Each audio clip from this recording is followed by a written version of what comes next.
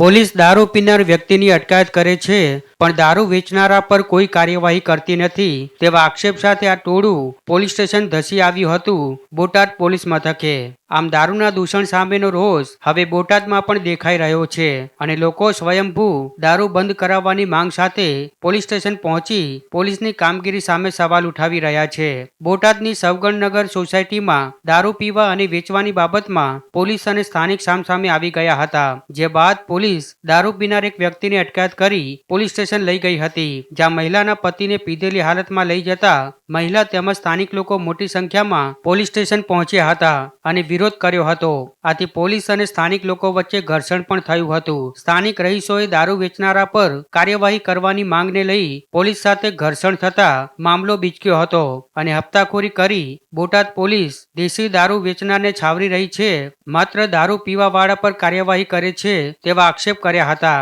અને દારૂ બંધ કરાવવા અને જવાબદાર પોલીસ કર્મીઓ પર કાર્યવાહી કરવાની માંગ કરી હતી। દારૂ જે વેચે અહીંયા કણે કોઈ પોલીસ વાળા એક્શન નથી લેતા ને મારા ઘરવાળાએ પીધું, બધાએ પીવડાવે છે, મારા ઘરવાળાએ પીધું હશે તો પીવા વાળાને પકડે છે, વેચવા વાળાને પકડવા જોઈએ ને।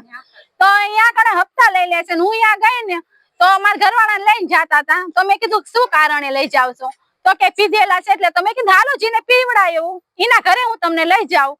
તો એ રીતના કરતી હતી વાત તો એ 3-4 પોલીસ વાળા એકદમ થી મારા ઘરવાળાને ખેંચવા માંડ્યા, મને મારવા માંડ્યા, મને જો જોરદાર આ માર માર્યો છે અને એક પોલીસ વાળાએ મને 2-3 લાફા માર્યા અને ઢળડી મને। તો મેં કીધું કે તમે જ્યાં વેચે છે ત્યાં હાલો અને મેં પોલીસ વાળાને બાવડું પકડીને ત્યાં લઈ જતી હતી, મારા ઘરવાળાને લઈ જાવ પણ આ જે વેચે છે એને તો તમે પકડો,